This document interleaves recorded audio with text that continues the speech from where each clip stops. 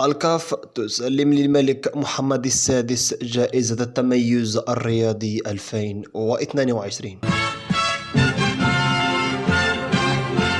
توم بريس، سلام الله عليكم. احتضنت العاصمة الرواندية كيغالي مساء اليوم الثلاثاء حفل تسليم جائزة الكاف 2022 بحضور عدة شخصيات رياضية من بينها رئيس الاتحاد الدولي لكرة القدم جياني انفانتينو ورئيس الاتحاد الافريقي باتريك موتسيبي. وكان الكاف اعلن في وقت سابق عن منح جائزة التميز الرياضي لعام 2022 للملك محمد السادس وبأول فلاديمير رئيس رواندا، وذلك تكريما لإنجاز المنتخب الوطني المغربي في مونديال قطر بوصوله للنصف النهائي كأول منتخب عربي وإفريقي يحقق هذا الإنجاز التاريخي. سبق لرئيس الاتحاد الإفريقي باتريك موتسيبي أن توجه بالشكر إلى الملك محمد السادس على تطوير كرة القدم في المغرب وشكره على دعمه لكرة القدم الإفريقية. كما وجه موتسيبي الشكر أيضا لفوز الأقجع رئيس الجامعة الملكية المغربية لكرة القدم على حبه الكبير لكرة القدم ومساندته لهذه اللعبة والدور الكبير لجامعة الكرة في تطوير الكرة في إفريقيا. وشكر أيضا الحكومة المغربية نظير الاستثمارات الكبيرة في مجال الرياضة. يأتي حفل تسليم جائزة الاتحاد الإفريقي لكرة القدم لأفضل إنجازات عام 2022 للملك محمد السادس اعتراف دولي مؤسساتي للقفزة النوعية التي أدركتها الكرة المغربية في السنوات الأخيرة. الدور الرياضي للملك محمد السادس وقيادته للثورة البيضاء